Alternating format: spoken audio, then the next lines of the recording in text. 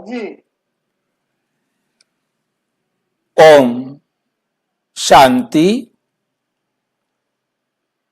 प्रजापिता ब्रह्मा कुमारी ईश्वरीय विश्वविद्यालय के द्वारा परमपिता परमात्मा परम धाम से आकर सारे संसार की आत्माओं को सत्य ज्ञान, मुक्ति और जीवन मुक्ति प्राप्त करने के लिए दे रहे हैं। और ये ज्ञान जन जन तक, हर आत्मा तक पहुंचना है। और हर आत्मा तक पहुंचाने के लिए हम सभी आत्माएं निमित्त हैं।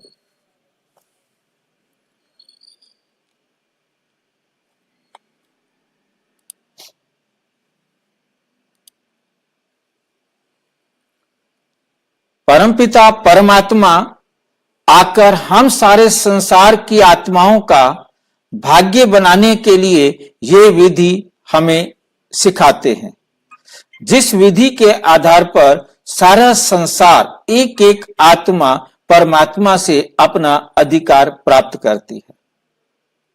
हर आत्मा को मुक्ति और जीवन मुक्ति मिलना है।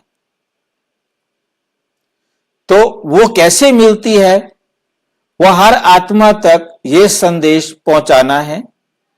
और ये जो एक हमारा प्रयास है कि हम हर आत्मा तक ये संदेश पहुंचा सके।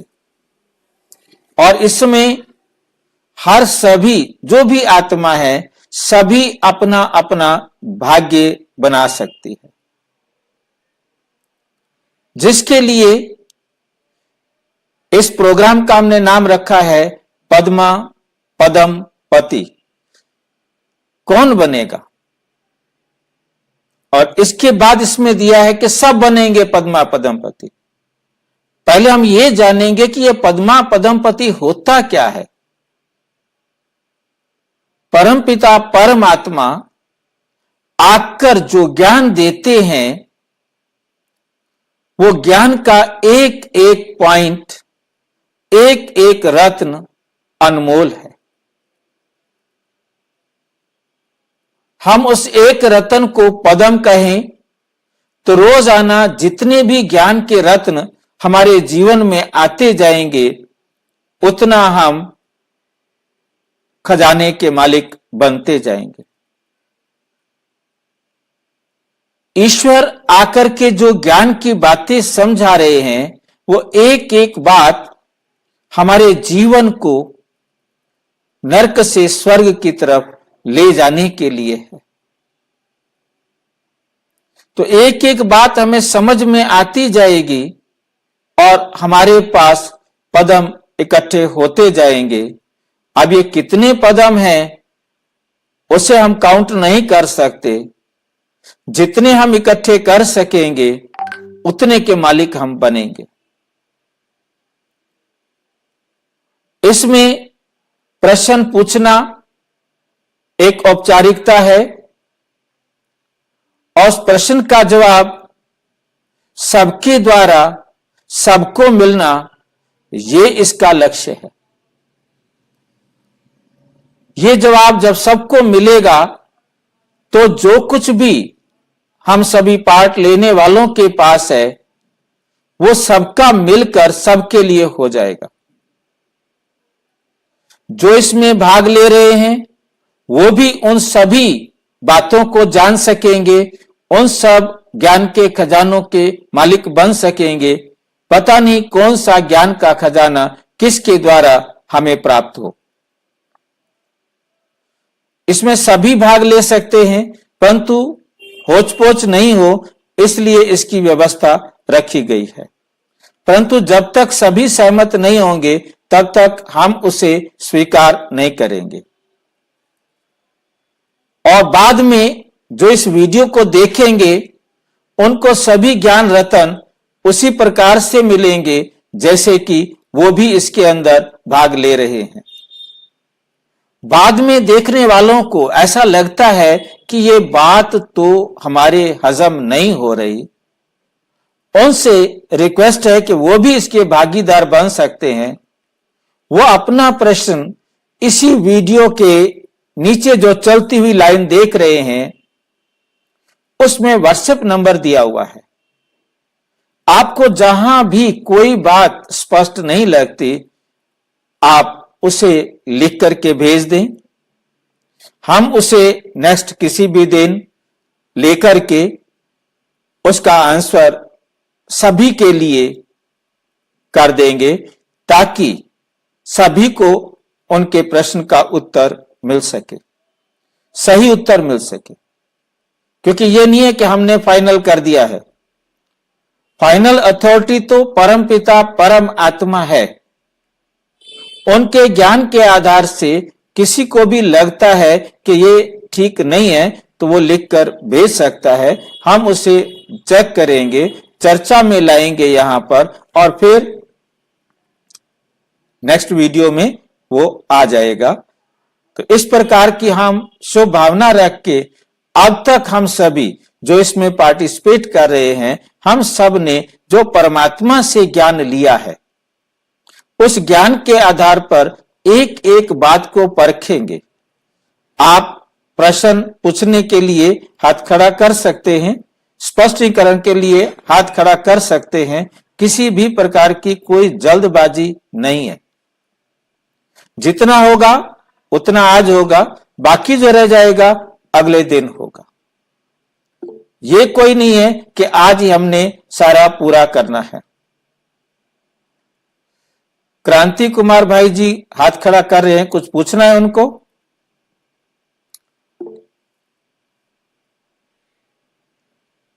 माइक खोल के पूछे यदि पूछना है तो भाई जी, नहीं मैं आगे चलूं। ओम शांति भाई जी। ओम शांति।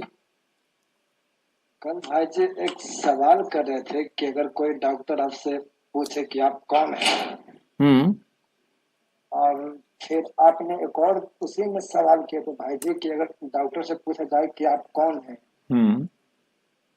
तो वो जवाब आया भाई जी कि मैं तो डॉक्टर हूँ। अगर भाई जी सिविलियन से पूछे कि आप कौन है तो वो क्या जवाब देगा भाई जी? जो सिविलियन है मतलब फौजी है तो वो कहेगा मैं फौजी हूं। यदि वो टीचर है तो वो बताएगा कि मैं टीचर हूं। परंतु जहां आध्यात्मिक बात की जा रही है, जहां कोई आपसे ब्रह्मा कुमार ब्रह्मा कुमारी बहन पूछ रहे हैं, आध्यात्मिक बात की चर्चा हो रही है, तो आप बताएंगे कि मैं आत्मा हूं। क्योंकि हाँ जी, ये सवाल नहीं था भाई जी। हाँ जी, हाँ जी, मैं ये कर रहा हूँ भाई जी, मैं तो आम जनता हूँ, कुछ नहीं हूँ। ठीक बात है, नहीं सब कोई सभी ठीक है। जी, अगर उससे पूछेंगे कि आप कौन है तो वो क्या बोले? देखिए, जो उसका पद है, जो उसका पोजीशन है, सिविलियन मीन्स आम व्यक्ति बात कर रहे हो या एक मिलिट्री वाला है, वो है आम व्यक्ति भाई जी। आम व्यक्ति है। यदि वो जो कुछ भी करता है, जो कुछ भी उसका नाम है, वो अपना परिचय देगा। जब हम किसी से पूछते हैं आप कौन है तो अपना परिचय देगा। उसका जो परिचय है वो परिचय तो वही देगा ना। वो लॉयर है और वो ना सुनार है, वो लोहार है, वो शॉपकीपर है या वेंडर है, जो कुछ भी है, रिटायर्ड है, जिस भी पद पर काम करता है, वो जो भी है वो उसने अपना परिचय देना है। एक सामान्य परिचय है वो। किससे भी पूछा जाएगा, जो भी जिस जाति का है, जिस बिरादरी का है, जो उसके शरीर का नाम है, वो ये सब बताएगा। जी बिल्कुल भाई, ठीक है ना, जो उसका परिचय। परंतु जब हम आध्यात्मिक रूप से पूछेंगे, क्योंकि हम सामान्य रूप से पूछते हैं तो वो अपना परिचय देते हैं, और जब वो ऐसा बताएगा तो फिर हम उसके साथ बात करते हैं कि वास्तव में ये जो कुछ भी आपको रूटीन में मिला है, जो कुछ भी आपको प्राप्त हुआ है, ठीक है कि नहीं, आप कौन है में हमने क्वेश्चन पूछा किसी से और उन्होंने जो कुछ भी बताया, उसके बाद हमने उनको सच तक ले जाना है। जो उसने बताया उसका सच है, उसने कोई झूठ नहीं बताया, परंतु वो उस सत्य को नहीं जानता जिस सत्य को आप परम पिता परमात्मा आकर हमें समझा रहे हैं। वो सत्य है कि हम, ये जो नाम है ये शरीर का नाम है। ये जो पद है शरीर का नाम हमारे माता पिता ने रखा जब हम पैदा हुए, उसके बाद ये हमें शरीर का नाम मिला। और उसके बाद हमने जो पढ़ाई की, जो मेहनत की, जो पुरुषार्थ किया, उसके आधार पर हमें क्या मिला? ये पद मिला, ये पोजीशन मिली, जो कुछ भी हमें संसार में चाहिए था वो हम सबको मिला। तो जो हमें सबको मिला वो कैसे मिला? हमने पुरुषार्थ किया। मैंने कितनी मेहनत की, पढ़ाई की, जो भी साधन सुविधाएं अपनाई, उनके आधार पर मुझे मिला। परंतु जब मैं इस शरीर में नहीं था तब भी मैं था। कोई चीज है जो आपके जन्म लेने से पहले थी, कोई चीज है जो इस शरीर को छोड़कर चली जाती है, यह शरीर रखा रह जाता है। हमने उसको इंट्रोड्यूस कराना है। जब वो हमारे संपर्क में आए, दो बातें उनको बतानी है। एक, इस शरीर में आने से पहले भी आप कुछ थे, इस शरीर को छोड़ने के बाद भी आप कुछ रहते हैं। वो क्या है? हमने उसको उस तक लेके जाना है, आगे से भी पीछे से भी। समय को देखते हुए उसके साथ बात करने का व्यवहार कितना है, वो कितना हमारी बात को सुन सकता है, उसके पास समय है या नहीं है। पर तो हमें मकसद यह है, हमारा मकसद है परमात्मा ने आकर हमें सच से रूबरू कराया है, हम उसे भी सच से रूबरू कराए, उसको भी सच का अनुभव कराए। जैसे उसको आसानी से समझ में आएगा जब हम उसे कहेंगे इस शरीर में से आत्मा क्या निकल जाता है जब ये शरीर डेड हो जाता है। तो वो सामान्य रूप से, यदि वो आज का विषय है यही कि वो सामान्य रूप से क्या कहेगा कि आत्मा। और यदि वो आत्मा को नहीं मानता है, नास्तिक है, वो कहेगा क्या निकल जाता? कुछ नहीं निकल जाता, शरीर खत्म हो गया, खत्म हो गया। दो ही बातें हो सकती हैं। आज हम इसी पर ही, इसी विषय को चलाएंगे। तो अब यदि वो कहता है आत्मा निकल गई, तो ठीक है, आप आत्मा निकल गए तो ये शरीर पड़ा हुआ है।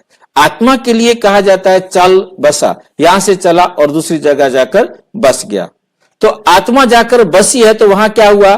उसने गर्भ में प्रवेश किया और एक नए शरीर की रचना करके नए घर में जन्म लिया। चल बसा, यहां से चला दूसरी जगह जाकर बस गया। इसी प्रकार आप आत्मा भी कहीं पर थे, वहां आपने शरीर छोड़ा, वहां से आकर इस परिवार में आके आपने जन्म लिया। ये जन्म किसने लिया? ये जन्म किसका हुआ? इसके लिए आप उसे एग्जाम्पल दे सकते हैं। जैसे गीता में कहा गया है, आत्मा जब शरीर में प्रवेश करती है तो जन्म, आत्मा जब शरीर को छोड़ती है तो मृत्यु। किसका जन्म और किसकी मृत्यु? तो हमें समझ में आएगा कि आत्मा का, शरीर का जन्म और शरीर की मृत्यु। क्योंकि आत्मा तो अजर, अमर, अविनाशी है। आत्मा तो कभी मृत्यु को प्राप्त होती नहीं। आत्मा तो अजर, अमर, अविनाशी है। तो जब आत्मा अजर, अमर, अविनाशी है, उस आत्मा ने ये शरीर धारण किया है, जिस शरीर को हम देख रहे हैं, इस शरीर को बनाया है। तो हमें समझ में आता है कि आत्मा जो है वो इस शरीर में आई है। अब वो एक्सेप्ट करेगा, हाँ ये बात ठीक है, आत्मा इस शरीर में है तो ये शरीर चलता फिरता है, और आत्मा शरीर में नहीं है तो ये शरीर कोई भी कार्य नहीं कर सकता। तो हमें इस बात को बहुत अच्छी तरह से समझना है कि आत्मा इस शरीर को चलाने वाली है। शरीर है रथ, आत्मा है रथी। जब आत्मा रथी नहीं होता तो इसे कहते हैं आरथी। आरथी का मतलब है अब इस रथ को चलाने वाली आत्मा रथी नहीं है। इस रथ को चलाने वाली आत्मा रथी नहीं है। तो हमें समझ में आया कि एक है शरीर, एक ही शरीर को चलाने वाली है आत्मा। जब आत्मा शरीर में आती है, शरीर को कहा जाता है जीव, जीव जमा आत्मा, तो चलते फिरते इसको कहा जाता है जीव आत्मा। हम ध्यान से देखेंगे, हमें यहां दिखाई दे रहा है कि ये बिना आत्मा के शरीर, ये है बिना आत्मा के शरीर। जब इसमें आत्मा ने प्रवेश किया तो इसे कहा जाता है जीव आत्मा, इसे कहा जाता है जीव आत्मा। जब इस जीव आत्मा में से ये आत्मा निकल जाती है तो इसे कहा जाता है निर्जीव, और जीव सहित आत्मा इसे कहा जाता है सजीव या जीव आत्मा। इसको कहा जाएगा सजीव या जीव आत्मा, और इसे कहा जाएगा आत्मा, और इसे कहा जाएगा निर्जीव। बिना आत्मा के जीव, बिना आत्मा के शरीर, शरीर को कहा जाता है जीव, जिसे अंग्रेजी में इसको ह्यूमन बीइंग कहा जाता है। ह्यूमन बीइंग का जो शब्द है वो आता है हमारा ह्यूमस से। ह्यूमस का अर्थ होता है मिट्टी। ये शरीर 5 तत्वों का, मिट्टी का बना हुआ है। जब इसके साथ आत्मा जुड़ जाती है तो इसे कहा जाता है ह्यूमन बीइंग। अब देख रहे हैं नीचे लिखा हुआ है ह्यूमन बीइंग। ह्यूमन माना मिट्टी या जीव, बीइंग माना आत्मा।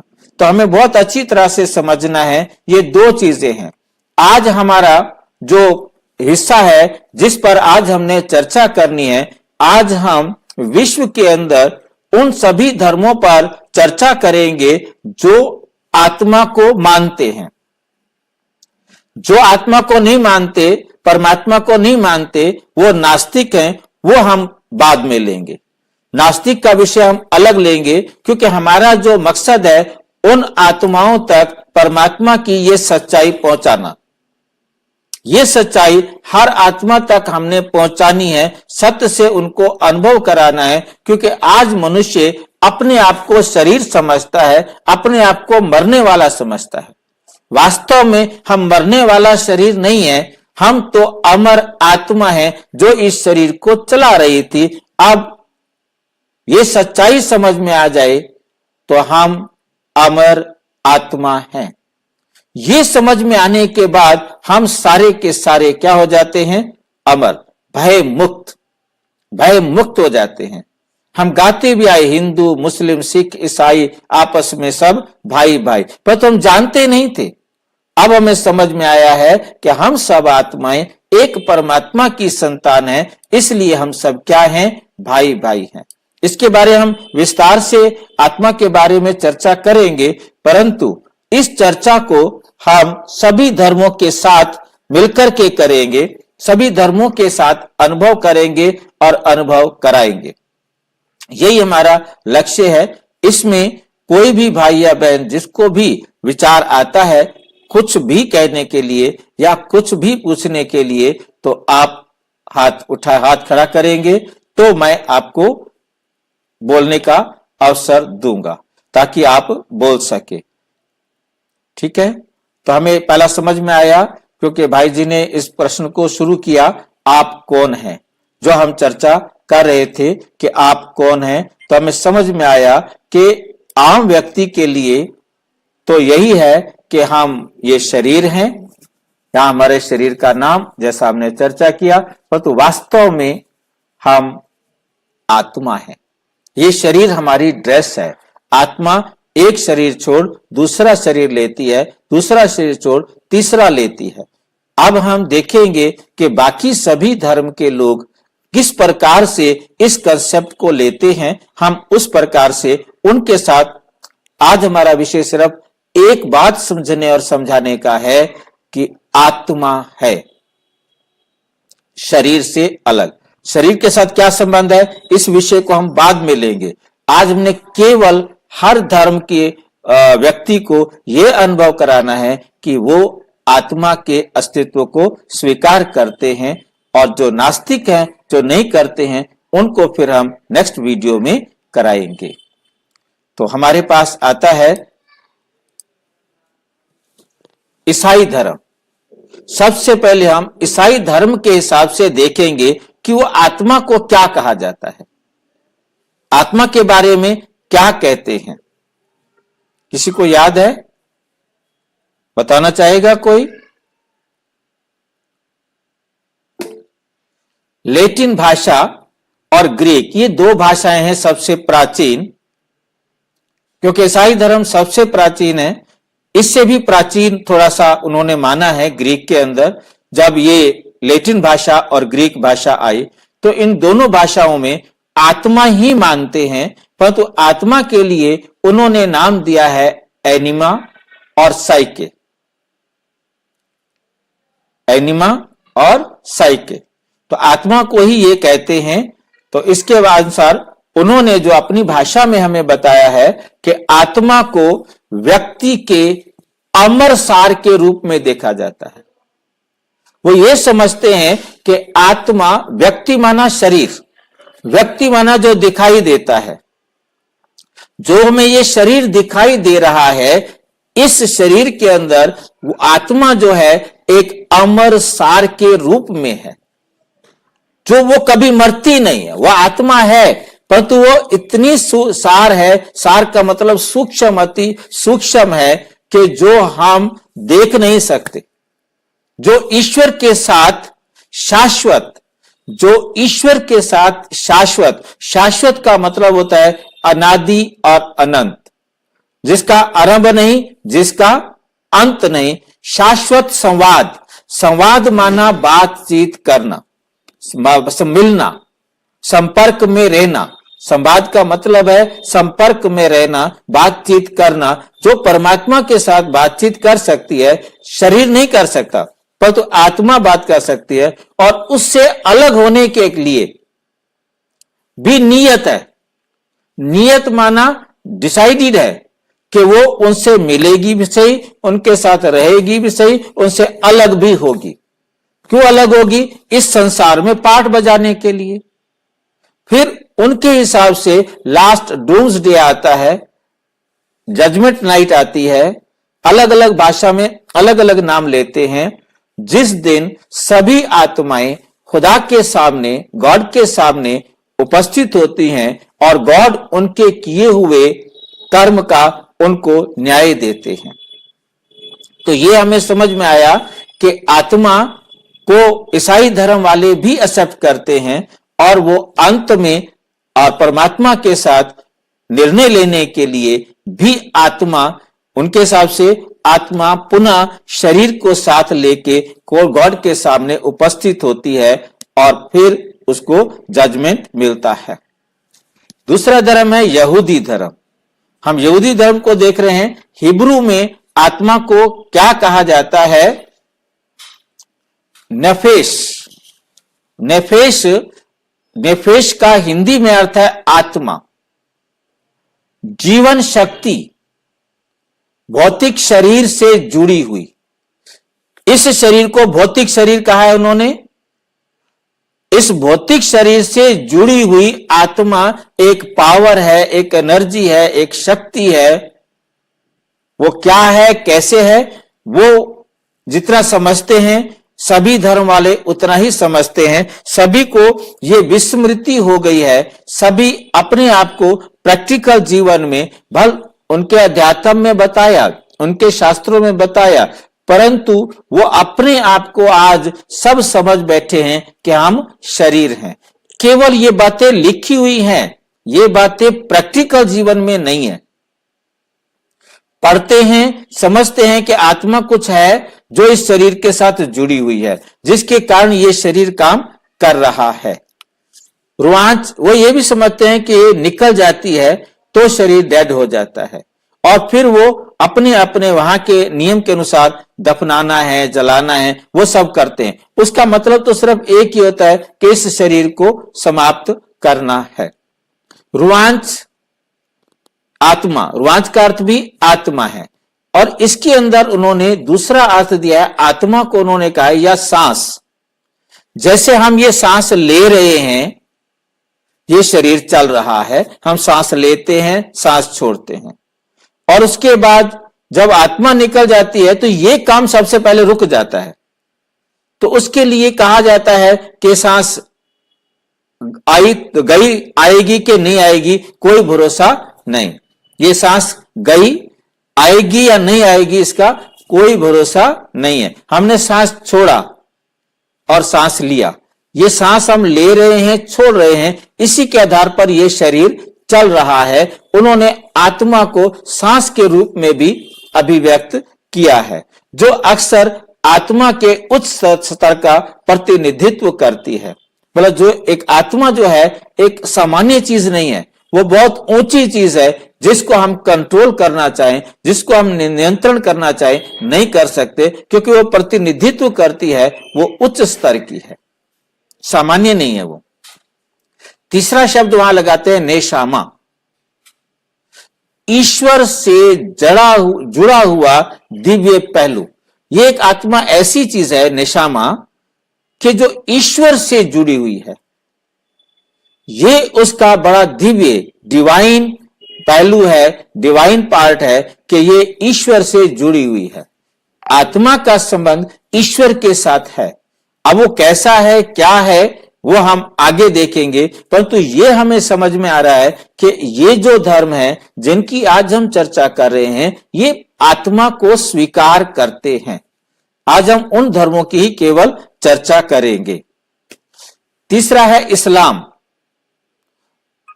अरबी भाषा के अंदर आत्मा को क्या कहा जाता है? रूह।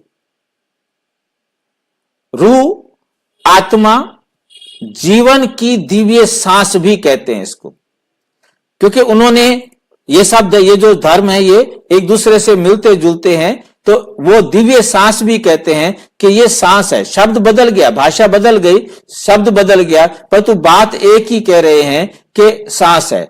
नफ्स, स्वयं, नफ्स माना स्वयं या आत्मा, जिसमें भौतिक इच्छाएं और आध्यात्मिक आकांक्षाएं मिली हुई हैं।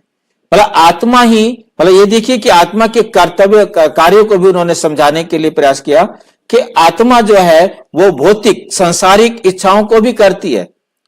जो कुछ भी इस शरीर को चाहिए वो सांसारिक जरूरतें हैं, वो सारी सांसारिक जरूरतें भी इच्छा आत्मा करती है, शरीर नहीं करता। शरीर की डिमांड को रीड करती है आत्मा, इसको हम डिटेल से आगे देखेंगे, परंतु यहां हम आत्मा उनको रीड करके आत्मा ही वो डिमांड करती है, इच्छाएं करती है।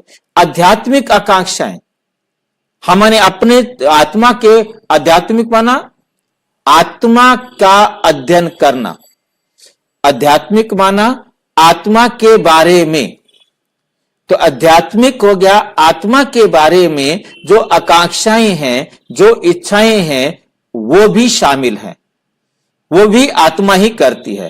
भौतिक शरीर की इच्छाएं भी आत्मा करती है, और जो आध्यात्मिक आकांक्षाएं हैं वो भी आत्मा करती है कि आत्मा के लिए क्या चाहिए, वो भी उसी का काम है, आत्मा का काम है। अब हिंदू धर्म वाले संस्कृत में आत्मा को क्या कहा जाता है? संस्कृत में आत्मा को आत्मन कहा जाता है। आत्मन शब्द का अर्थ है शाश्वत। शाश्वत का मतलब है अनादि और अनंत, जो हमेशा था, है और रहेगा। अपरिवर्तनीय आत्मा, ये अपरिवर्तनीय आत्मा, ये हिंदू शब्द के शास्त्रों के अंदर ये एक बड़ी राज की बात लिखी है, जो परमपिता परमात्मा ने आकर स्वीकृत भी की है। अपरिवर्तनीय मतलब आत्मा अनादि और अविनाशी है, यूनिक है, और उसके पार्ट को कोई चेंज नहीं कर सकता। ये बात देखिए कि सनातन धर्म में, हिंदू धर्म के अंदर ये बात लिखी हुई है कि आत्मा के अंदर जो पार्ट लिखा हुआ है, आत्मा का जो रूप है, उसको कोई बदल नहीं सकता। जैसे गीता में हमने सुना, अग्नि जला नहीं सकती, वायु सुखा नहीं सकती, शस्त्र काट नहीं सकता, पानी गीला नहीं कर सकता, उस पर कोई किसी भी प्रकार का कोई प्रभाव नहीं पड़ सकता, अपरिवर्तनीय है। या स्वयं आत्मन का आपने शॉर्ट में देखा होगा, यदि आ का डंडा नहीं लगाते हैं, आत्मन कहा जाता है, तो हे आत्मन, मतलब हे आत्मन मतलब एक संबोधन किया जाता है कि आप, जिस सामने वाले के लिए कहा जाता है, हे आत्मन, सामने वाले को संबोधित किया जा रहा है, या स्वयं। तो हमें समझ में आया कि सनातन धर्म वाले, हिंदू वाले तो आत्मा को मानते हैं। जीव आत्मा, दूसरा शब्द प्रयोग किया है जीव आत्मा। अब क्या होता है, यहां थोड़ी सी बात मैं जरूर चर्चा करना चाहूंगा कि ये जीव शब्द शरीर के लिए है, आत्मा के लिए नहीं है। परंतु इस जीव शब्द को प्रचलन में आत्मा के लिए भी प्रयोग कर दिया। डिक्शनरी जो प्रचलित अर्थ लेते हैं उनको वो दिखाती है। तो डिक्शनरी में जाएंगे तो वहां जीव का अर्थ आत्मा दिया हुआ है, आत्मा के पर्यायवाची शब्द में जीव दिया हुआ है। तो वास्तव में हमें, क्योंकि जो आत्मा को जीव कहो तो कहो, कोई फर्क नहीं पड़ता, परंतु प्रैक्टिकल में हम एक धारणा रखें तो ज्यादा अच्छा है। जब हम निर्जीव कहते हैं उसका मतलब भी होता है बिना आत्मा के, और क्योंकि जीव माना वहां भी क्या लिया गया, आत्मा। सजीव का मतलब लेते हैं तो उसका मतलब भी है आत्मा सहित। तो वहां पर भी निर्जीव और सजीव में भी जीव शब्द को आत्मा के स्थान पर प्रयोग किया गया है, आत्मा समझकर प्रयोग किया गया है। निर्जीव हम उसे कहते हैं जिसमें जीव नहीं है, अर्थात जिसमें आत्मा नहीं है, और जिसमें आत्मा है उसे सजीव कहते हैं। तो जीव का अर्थ प्रयोग जो है ना, प्रैक्टिकल आम दुनिया में आत्मा के स्थान पर किया गया है। और जब हम यहां देख रहे हैं कि इसको जीव आत्मा कहा है तो इसका मतलब क्या हो गया, आत्मा आत्मा। इसलिए अब जो गलती है तो भाषा का गलती है, भाषा का दोष है, परंतु कहने वाला चाहे उसे जीव कहे, चाहे उसे आत्मा कहे, चाहे उसे रूह कहे, चाहे उसे है ना अनिमा कहे, चाहे उसे साइकी कहे, भाषा शब्द कोई भी प्रयोग करे, परंतु कहे तो वो एक ही बात रहा है। ये बात हमें बहुत अच्छी तरह से समझनी है। व्यक्तिगत आत्मा, व्यक्तिगत का मतलब क्या है, व्यक्ति माना दिखाई देने वाला। जीव कहा जाता है व्यक्तिगत को, और आत्मा कहा जाता है वहां जो आत्मा जो एक जीव को या शरीर को चलाने वाली है, जिसके कारण वो सबको दिखाई देती है। आत्मा जीव में आए तो जीव दिखाई देता है, और जो दिखाई देता है उस वो चल रहा है, तो इसका मतलब उसमें आत्मा है, जीव में आत्मा है। और वो आत्मा क्या करती है, मुक्ति या मोक्ष तक पुनर्जन्म के अधीन है। जब तक उसको मुक्ति या मोक्ष नहीं मिलेगा तब तक वो बार बार जन्म लेती रहेगी। तो मतलब उसका एक शरीर छोड़ दूसरा शरीर चलता रहता है। ये हिंदू धर्म के अनुसार ये एक्सेप्ट किया जाता है। तो हम समझ रहे हैं, हमारा सबसे पहला है कि हम ये शरीर नहीं है, हम इस शरीर को चलाने वाली आत्मा है। शरीर एक वस्त्र है जो बदलता रहता है, जो हम यहां देख रहे हैं। यहां हम बौद्ध धर्म को यहां स्किप कर रहे हैं, क्योंकि बौद्ध धर्म परमात्मा को, आत्मा को स्वीकार नहीं करता।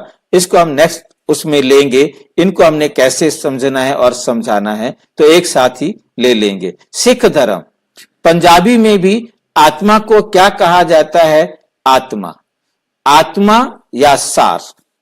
तो आत्मा को शाश्वत और ईश्वर का हिस्सा समझते हैं, अंश। आत्मा अंश है परमात्मा का, वो ये समझते हैं, ये माना जाता है। जो वाहे गुरु ईश्वर, वाहे गुरु वो ईश्वर को कहते हैं, ईश्वर के साथ मिलन की तलाश करती है।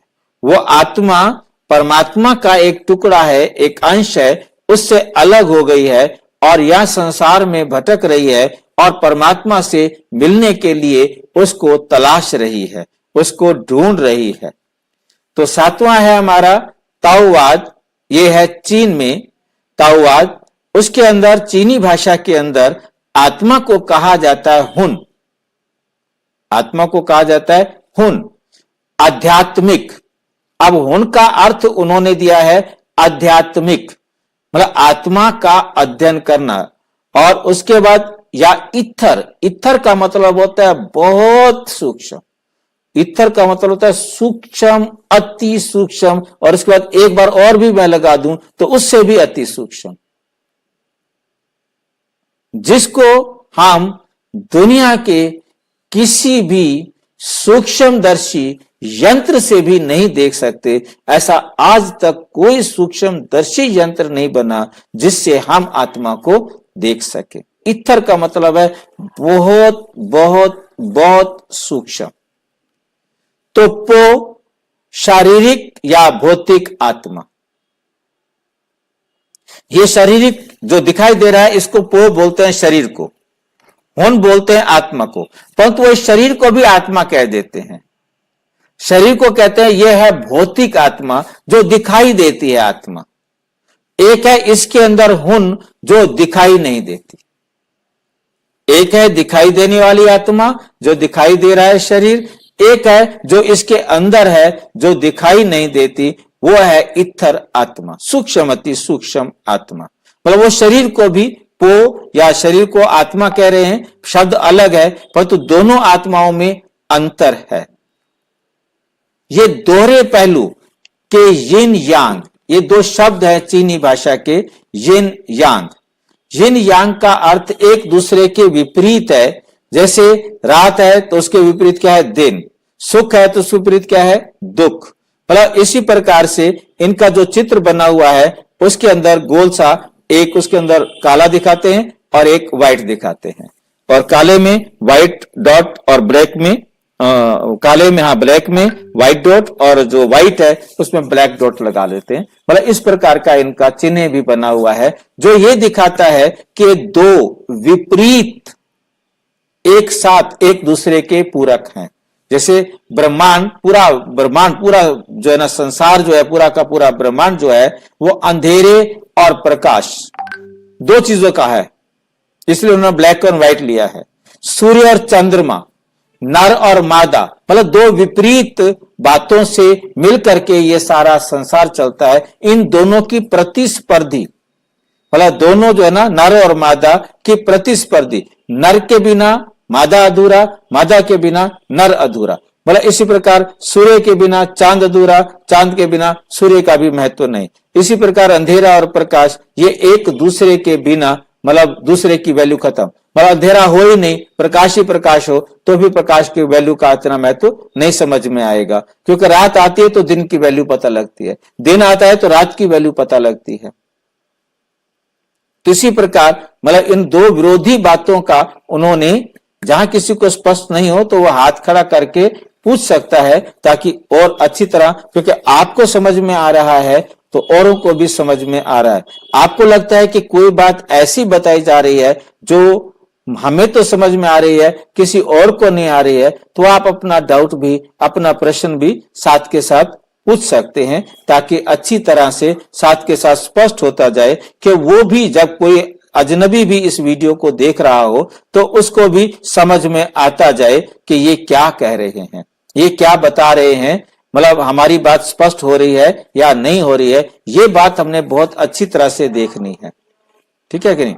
या कोई चीज लगता है कि ठीक नहीं बताई जा रही है तो भी आप पूछ सकते हैं, क्योंकि हम सभी प्रयास रहते हैं, जितना हम सबके पास अनुभव है, जो परमात्मा ने ज्ञान दिया है, ईश्वर से हमें जो ज्ञान मिला है, उसके आधार पर जितना हमें समझ में आ रहा है उतना हम सबको समझा रहे हैं। और अच्छी तरह समझने के लिए आप सबको निमंत्रण है साथ के साथ कि आप आकर के परमात्मा से स्वयं जान सकते हैं।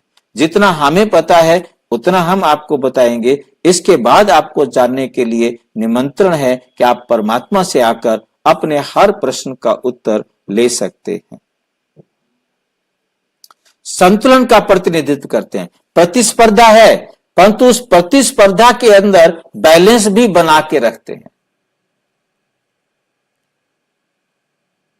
समझ में आ गया होगा? एक है शरीर और एक है आत्मा, और ये दोनों एक दूसरे के प्रति विपरीत होते हुए एक दूसरे के साथ मिलकर बैलेंस बना के रखते हैं। आत्मा के बिना शरीर और शरीर के बिना आत्मा ये कुछ भी काम नहीं कर सकते। तो इस बात को वो समझते हैं। हमारा जो मेन आज फोकस है कि वो एक्चुअल में आत्मा को स्वीकार करते हैं, जिसे वो अपनी भाषा में हुन कहते हैं, शरीर को पो कहते हैं। हाँ रवि राम जी, खोलो अपना माइक खोलो। रवि राम जी कुछ पूछना चाहते हैं तो माइक खोलो। रवि राम ने पूछना है कुछ तो माइक खोलो। नहीं तो ठीक है भाई जी। हाँ बोलो, बोलिए, माइक खोलो पहले। हाँ बोलो। आत्मा सुन सकती है? आत्मा बिना शरीर के सुन नहीं सकती। आत्मा संकल्प कर सकती है और संकल्प को रीड कर सकती है, जान सकती है, परंतु सुनने के लिए तो कान चाहिए, शरीर चाहिए। यदि उसे सुनना है तो पर काया में प्रवेश करती है। ठीक है, अब यहां पर हमारे पास समझ में आया है हमें कि हुन और पो, शरीर और आत्मा, ये हमारा कौन सा धर्म था? कौन सा धर्म था ये? ताओवाद। ये था ताओवाद। हमने ताओवाद के बारे में जाना। चीन के अंदर एक दूसरा धर्म है जिसको कन्फ्यूशियसवाद कहते हैं। कन्फ्यूशीवाद। चीन में आत्मा को क्या कहा जाता है? ताओवाद के समान आत्मा का प्रतिनिधित्व द्वारा किया जाता है, हुन और पो। उसी प्रकार से उन्होंने हुन कहा, उन्होंने उसको समझ हेवनली सोल या स्वर्गीय आत्मा, और पो को संसारिक आत्मा। इस शरीर को उन्होंने संसारिक आत्मा कहा है और उसको स्वर्ग की आत्मा कहा है। तो मतलब हम देख रहे हैं कि मैक्सिमम सभी धर्म आज हम जिनकी चर्चा कर रहे हैं वो आत्मा को एक्सेप्ट करते हैं। इन्हें परमात्मा से मिलना कोई कठिन नहीं, परमात्मा को समझना इनके लिए कोई कठिन नहीं। ये तुरंत समझ सकते हैं, ठीक है हम ये हैं। अब हम इनको आत्मा के बारे में जब बताएंगे तो ये समझना इनके लिए आसान हो जाएगा कि हाँ आत्मा क्या चीज होती है, जब इसे इन्हें हम विस्तार से बताएंगे। पारसी धर्म अवेस्तान में आत्मा को क्या कहा जाता है? उर्वन। वो अपनी भाषा में आत्मा को कहते हैं उर्वन। उर्वन का भी अर्थ क्या है? आत्मा, मृत्यु के बाद न्याय किया जाने वाला भाग। और एक ऐसी चीज है जो इस शरीर से निकल जाती है और वो लास्ट नाइट तक वेट करती है जब गॉड आकर हमें न्याय देते हैं। जजमेंट डे तक, जजमेंट नाइट भी कहते हैं, कोई जजमेंट डे बोलते हैं, कोई डूम्स डे बोलते हैं, कोई डूम्स नाइट बोलते हैं। मतलब अपनी अपनी भाषा में वो कुछ भी कहें, मतलब ये इंतजार करते हैं कि कभी भगवान आएगा, वो हमें न्याय अवश्य देगा। तो मतलब ये उर्वन अपनी भाषा में कहते हैं। और प्राचीन मिस्र धर्म में आत्मा को क्या कहा जाता है? प्राचीन में मिस्र धर्म में अपना मिस्री के अंदर धर्म है मिस्र, और प्राचीन मिस्री में आत्मा को कहा जाता है बा। व्यक्तिगत, व्यक्तित्व या आत्मा। हालांकि व्यक्तिगत, जब भी व्यक्ति शब्द आए तो आप समझ ले वो शरीर है, ठीक है। व्यक्तिगत के साथ एक शब्द और लगाया है, व्यक्तित्व।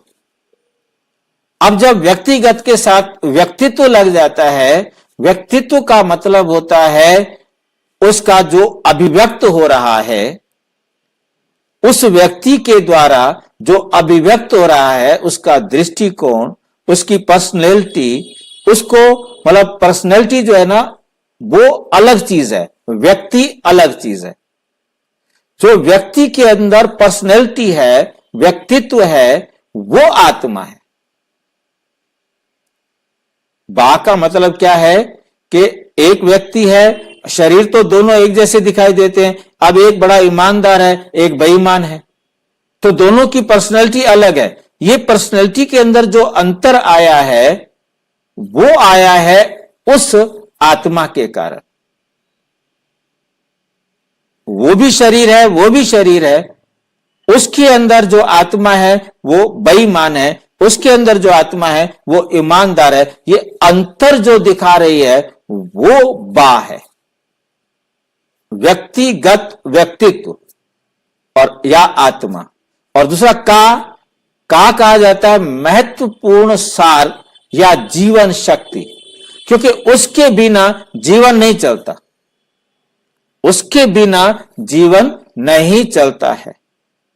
आत्मा है, का है तो ये शरीर चलेगा, का नहीं है तो ये शरीर नहीं चलेगा।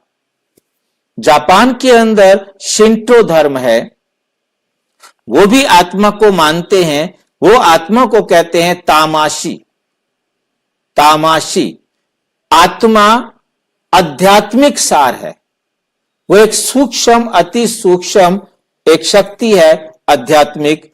वो आत्मा उसी प्रकार से ही स्वीकार करते हैं, परंतु उनका जो भाषा है वो तामाशी बोलते हैं। अब हम अमेरिका में चलते हैं। अमेरिका में बहुत सारे देश हैं और वहां पर अलग अलग बहुत सारी जातियां हैं। उन सब जातियों में उनकी भाषा अलग अलग है, तो उन्होंने आत्मा को अपने अपने तरीके से समझा है और स्वीकार किया है, क्योंकि आप मानते तो हैं ही। आत्मा की अवधारणाएं अलग अलग हैं, उनके आत्मा को अपने अपने तरीके से उन्होंने स्वीकार किया है। ये जरूर है कि वो ये बात एक्सेप्ट करते हैं कि आत्मा है। कई जनजातियां कई आत्मा पहलुओं या आत्माओं में विश्वास करती हैं, जो अक्सर अनाम होती हैं। मतलब अक्सर अनाम, मतलब उसका कोई नाम नहीं, उसको नाम नहीं दे पा रहे हैं, परंतु एक्सेप्ट करते हैं कि कोई एनर्जी है, कोई शक्ति है, कोई चीज है। उन्होंने अपनी अपनी भाषा में उनके नाम दिए हैं, लेकिन प्रकृति और पूर्वजों से निकटता से जुड़ी होती है। वो ये समझते हैं कि जो शक्ति है, जो इस जीवन को चलाती है, इस शरीर को चलाती है, वो इस शरीर के साथ भी जुड़ी हुई है, अपने पूर्वजों के साथ भी जुड़ी हुई है और परमात्मा के साथ भी जुड़ी हुई है। इस बात को वो स्वीकार करते हैं, परंतु भिन्नता तो सब जगह है ही है। अफ्रीका में पारंपरिक धर्म में आत्मा को क्या कहा जाता है? आत्मा को अक्सर जीवन शक्ति या आध्यात्मिक सार से जोड़ा जाता है, जिसका नाम जनजाति भाषा के अनुसार अलग अलग है। वो भी आत्मा को मानते हैं कि वो एक जीवन की शक्ति है। उसके निकल जाने के बाद ये जीवन शरीर जो है ना क्या हो जाता है? नष्ट हो जाता है, खत्म हो जाता है। वो इस बात को मानते हैं। ग्रीक दर्शन के अंदर ईसाई धर्म आने से पहले, वहां पर ईसाई धर्म आने से पहले क्या समझते थे? ग्रीक में आत्मा को क्या कहा जाता है? साइकी। मतलब जब ईसाई धर्म आया था, ईसाई धर्म जब नहीं था, तब भी वो आत्मा या जीवन शक्ति कहते थे, साइकी कहते थे। ईसाई धर्म के आने से पहले प्लेटो और अरस्तु, ये बहुत बड़े संत हुए, बहुत बड़े विद्वान हुए, ने आत्मा को व्यक्ति का सार बताया है, जो तर्क और नैतिकता से जुड़ा हुआ है। तो यहां मुझे बात याद आ रही है, अरस्तु ने भी इस सृष्टि के चक्र को 6000 साल का बताया है, और हम परमात्मा ने आके बताया कि ये 5000 साल का है। कितना ये नजदीक है। यही है वो अरस्तु। भारत आध्यात्मिक और दार्शनिक परंपराओं की विविधतापूर्ण भूमि है, क्योंकि यहां पर बहुत सारे धर्म हैं और यहां पर जिनमें प्रत्येक की अपनी अनूठी शब्दावली और आत्मा की समझ है। यहां प्रमुख भारतीय धर्मों और दर्शनों में आत्मा की अवधारणा का वर्णन कैसे किया जाता है, इसका हम सिंहावलोकन करेंगे। हिंदू धर्म के बारे में हमने जान लिया है, ठीक है कि नहीं? और उसके बाद मोक्ष के लिए चाहते हैं, आत्मा संसारिक जन्म चक्र में बंधी हुई है। जैन धर्म का हम कल करेंगे। मुक्ति मोक्ष चाहते हैं, और उसके बाद वेदांत की बात भी हम कल करेंगे। कल हम नास्तिकवाद, जो परमात्मा को नहीं मानते हैं और जो परमात्मा को मानते हैं, मतलब परमात्मा को मानते हैं परंतु उनके अंदर जो विविधता है भारत के अंदर, उसको हम नेक्स्ट वीडियो में अध्ययन करेंगे। अच्छा, ओम शांति। और विस्तार से जानने के लिए प्रजापिता ब्रह्मा कुमारी ईश्वरीय विश्वविद्यालय के किसी भी सेवा केंद्र पर संपर्क कर सकते हैं। और यदि कोई प्रश्न है तो 9213106986 पर केवल टेलीग्राम करें, 9650692270 पर केवल व्हाट्सएप करें। आप भी यदि इस कल जुड़ना चाहते हैं तो इसी वीडियो के डिस्क्रिप्शन बॉक्स में गूगल मीट का भी लिंक दिया हुआ है, यूट्यूब का भी लिंक दिया हुआ है। आप दोनों में से जहां भी आपकी सुविधा हो आप जुड़ सकते हैं। आपके मन में जो भी प्रश्न उठता है